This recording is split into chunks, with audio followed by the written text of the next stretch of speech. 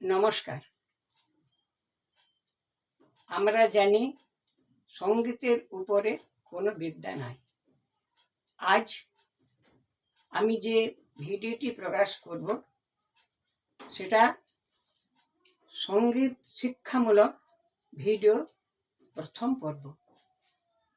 আমি একেবারে হারমোনিয়ামের পরিচয় সহ শুরু করছি প্রথম পর্বটা। এই দেখুন, এই যে এটা হচ্ছে সামগ্রিকভাবে এটা হচ্ছে হারমোনিয়াম। এটা হারমোনিয়ামটার বাংলা হচ্ছে সপ্তস্বরা। এটা হচ্ছে বেলো, আর এগুলো হচ্ছে চাবি, এগুলো চাবি। আর এগুলো নিচে যেগুলো হাওয়া ডেলিভারির জন্য খোলা হয় সেগুলো হচ্ছে স্টপার। আর ভিতরের যে বাঁশিগুলো থাকে সেগুলোকে বলে রিড। বেশ, মোটামুটিভাবে এইটুকু হারমোনিয়াম পরিচয়টা দিলাম। আর এবার স্বরের ব্যাপারে কিছু আমি কথা প্রথমে বলবো। স্বর কাকে বলে? স্বর হচ্ছে, স্বর মানে তো আওয়াজ, কিন্তু গানের ক্ষেত্রে হচ্ছে সঙ্গীত উপযোগী সুমধুর আওয়াজকে বলে স্বর। একটা কাকেরও স্বর থাকে, একটা কোকিলেরও স্বর থাকে। তার জন্যে স্বরটা কিন্তু ঈশ্বরের দান। স্বরটা কোনো সঙ্গীতের গুরু বা শিক্ষক কেউ দিতে পারেন না। ওটাকে হয়তো সাধনা করে মাধুর্য মণ্ডিত করা হয়, আর সরেলও করা হয়। হ্যাঁ, তা ঠিক আছে, এটা হলো স্বরের ব্যাপারে। এবার বললাম সঙ্গীত উপযোগী সুমধুর আওয়াজকে স্বর বলে। স্বরের আরেকটা নাম হচ্ছে বর্ণ। এবার দেখুন, প্রকৃত গান যদি শিখতে হয় তাহলে মানে বর্ণকে আমাদেরকে তার সাহায্য নিতেই হবে। কেননা বর্ণের সংজ্ঞা হচ্ছে গানের প্রত্যক্ষ ক্রিয়াকে বর্ণ বা স্বর বলে। ওইটা হচ্ছে প্রত্যক্ষ, গানটা হচ্ছে পরোক্ষ। বেশ, এবার স্বর এবং বর্ণ সম্পর্কে জানলাম। পরে আরও আমি ডিটেলস অর্থাৎ খুঁটিনাটি আলোচনা করবো, স্বরকে কয়ভাবে ভাগ করা যায়, স্বর কয়টি, ইত্যাদি ইত্যাদি। এবার আমি সপ্তকে আসি। সা হতে নি পর্যন্ত দেখুন 7টা স্বর আছে। সা, রে, গা, মা, পা, ধা, নি। এই 7টি স্বর নিয়ে একটি সপ্তক গঠিত হয়, যাকে ইংরেজিতে বলে অক্টিভ। তা এবার দেখুন, হারমোনিয়ামে বর্তমান হারমোনিয়াম প্রায় 3.5 অক্টিভ বলি। তার মানে হচ্ছে 3.5 সপ্তক। যেমন এখান থেকে হারমোনিয়াম লক্ষ্য করুন, এখান থেকে হচ্ছে 1 অক্টিভ, এখান থেকে 2 অক্টিভ, 3 অক্টিভ, আর এই বাকি এগুলো হচ্ছে হাফ, অর্থাৎ অর্ধেক, 3.5 অক্টিভ। বেশ, এইবারে সা হতে নি পর্যন্ত 7টা স্বর নেওয়া হলো। আর সপ্তক হচ্ছে 3টি। কি কি আমি থিওরি ভাষাতে বলছি আর আমাদের চলতি ভাষাতে বলছি। যেমন ধরুন মন্দ্র সপ্তক, মধ্য সপ্তক আর তার সপ্তক। মন্দ্র সপ্তক হচ্ছে এই দিকটা, নিচের দিকটা। আর মধ্য সপ্তক তো বোঝার অসুবিধা কিছু নাই, মধ্য সপ্তক। তার সপ্তক উপরে শ্বাস চড়া। বেশ, এবার গান আমাদের শুরু করতে হয় মধ্য সপ্তক থেকে। হ্যাঁ, কিন্তু আমরা অনেকে ভুল করি। কেউ আমরা এই হারমোনিয়ামের এই দিক থেকে শুরু করি। আমাদের ভুল ধারণা থাকে যে এখান থেকে কিন্তু শুরু করতে, এটা চড়া বটে, কিন্তু স্কেলটা, এটা আমি স্কেল সম্পর্কে এবার আমি বলছি, বুঝতে পারবেন, বললে বুঝতে পারবেন। দেখুন, প্রথমে হচ্ছে এটা হচ্ছে A sharp, B sharp, natural C. আচ্ছা, বি শার্প এবং ন্যাচারাল সির মাঝখানে যে সাদা আমরা চাবিটা দেখতে পাচ্ছি, এটা হচ্ছে বি ফ্ল্যাট। ফ্ল্যাট কাকে বলে? না, ফ্ল্যাট হচ্ছে যার ডান দিকে কালো চাবি নাই, সেটা হচ্ছে ফ্ল্যাট। এটা natural C, C sharp, natural D, D sharp, এটা ডি ফ্ল্যাট, এটা এফ, এটা এফ শার্প এবং জি, জি শার্প। এই পর্যন্ত আমাদের আছে। হ্যাঁ, তারপর এইবার এইটুকুর মধ্যে ব্যাপার সাধারণত গলাটা মানে আমাদের প্রায় 90% বলতে পারেন এর মধ্যে সীমাবদ্ধ থাকে। ছেলেদের গলা থেকে ন্যাচারাল সি বা সি শার্প, আর মেয়েদের বা বাচ্চাদের গলা এই জি শার্প থেকে শুরু হয়। হ্যাঁ, যদি কারো একটু চড়া হয়, তার একটু মোটামুটি high B sharp, high B শার্পে হয়। যাই হোক, আমি জি শার্পের কথাটাকে বলছি বর্তমানে। এবারে এখান থেকে বাচ্চাদের বলুন আর নারী কণ্ঠ বলুন, এখান থেকে শুরু হয়। এখান থেকে হারমোনিয়ামটা এখান থেকে বাজানো উচিত। এখান থেকে বাজালে কিন্তু হারমোনিয়াম ক্ষতি হয়। অনেকে একটা গান শিখে আমার কাছে 1 বছর 2 বছর পর আসছে, আমি বললে হ্যাঁ এখান থেকে বাজাস না, এখান থেকে বাজা, তবে তুই গান করছিস জি শার্পে, হারমোনিয়াম বাজাচ্ছিস এই লোয়ার সপ্তাহে, কিন্তু মিডল সপ্তাহ থেকে শুরু করলাম, মানে মধ্য সপ্তাহ থেকে, তাহলে এখান থেকে শুরু। এবার যেমন আমি বললাম যে ছেলেদের ন্যাচারাল সি বা সি শার্প শুরু হয় একটু মোটা গলা আর বা মোটা স্বর, আর মেয়েদের এই পাতলা স্বর জি জি জি বা জি শার্প, ন্যাচারাল জি বা জি।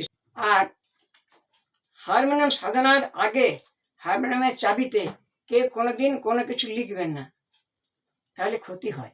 বেশ, এবার দেখুন, প্রথমে আমি দেখাচ্ছি শুদ্ধ স্বর।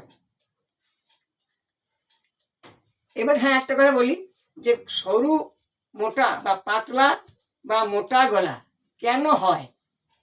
ফ্রিকুয়েন্সি অর্থাৎ কম্পন অনুযায়ী, মানে ছেলেদের গলা একটু কম্পনটা কম আসে সেকেন্ড পার সেকেন্ড, আর মেয়েদের গলা কম্পনটা আগে 2 গুণ থাকে, 1.5 গুণ থাকে, এটা অন্যান্য মানে ব্যাপার আছে। যাই হোক, তার মানে ফ্রিকোয়েন্সি কম বেশি অনুযায়ী পাতলা মোটা হয়। এবার আমি এই দেখুন, আমি এবার দেখাচ্ছি, আমি মোটামুটি এই সারেগামা থেকে দেখাচ্ছি। দেখুন দেখুন, এটা হলো ধরুন, আর একটা সহজ উপায় বলছি আপনাদের, যে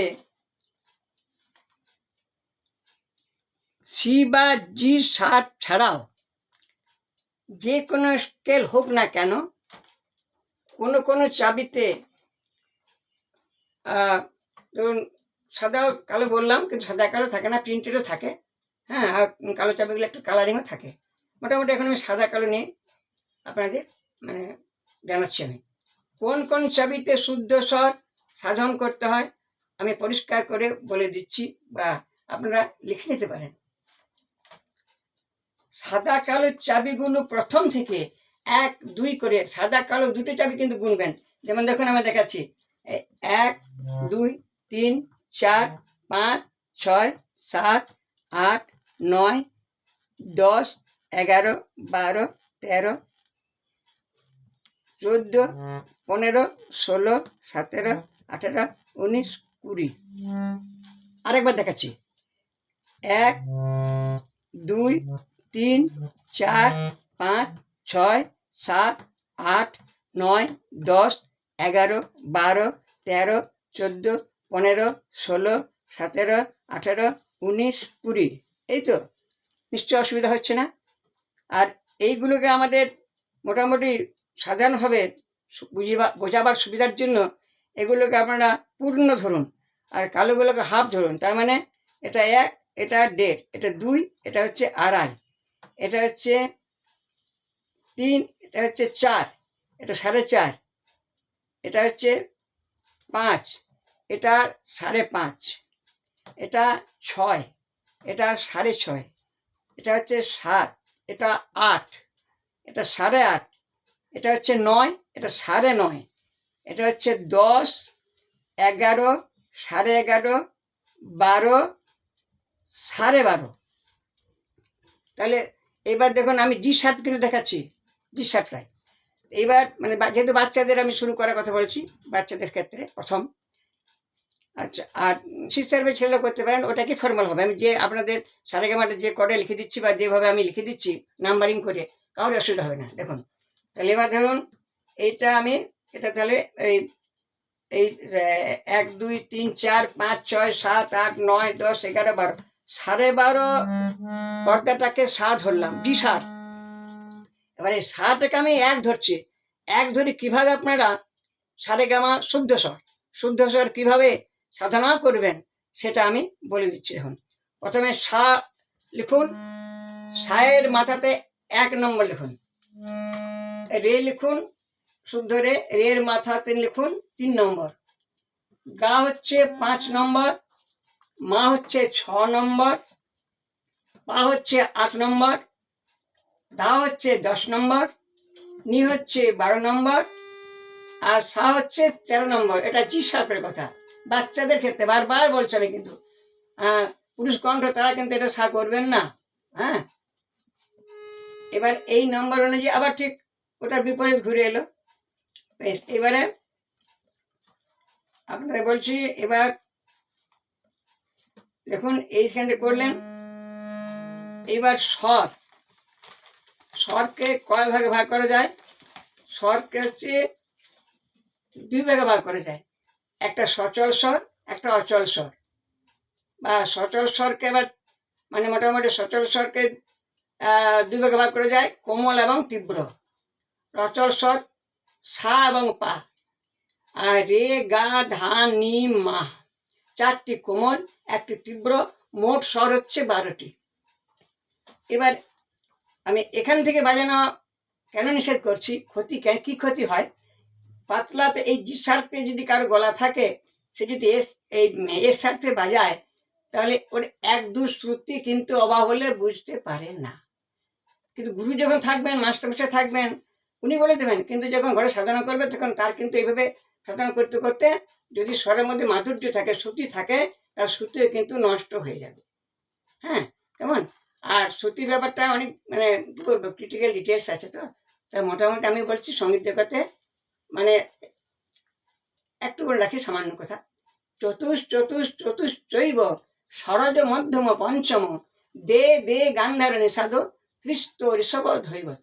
অর্থাৎ চতুশ্চৈব মানে 4টে করে, সরজ মানে সা, হ্যাঁ, মধ্যম মানে মা, পঞ্চম মানে পা। সা মা পা 3 4 12টা শ্রুতি। আর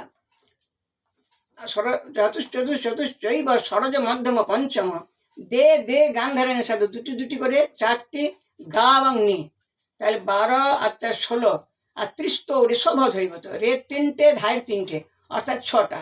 তাহলে 12 আর 4 16 আর 6 22। এই 22টা শ্রুতি নিয়ে আমাদের সঙ্গীত জগৎটা আমাদের চলছে, এই 22টা শ্রুতিকে নিয়ে। তা শ্রুতি স্বর ব্যাপারে পরে আমার আলোচনা করব। মোটামুটি আজ প্রাথমিক পর্যায়ে আমি এখানে শেষ করলাম। ভিডিওটা আপনাদের কেমন লাগে জানাবেন। তারপর স্বর কীভাবে সাধনা করবেন, কীভাবে অলঙ্কার সাধনা করবেন, পাল্টা কাকে বলে, অলঙ্কার কাকে বলে, নিখুঁতভাবে আমি আপনাদের বোঝাবার বা শেখাবার চেষ্টা করব। নমস্কার।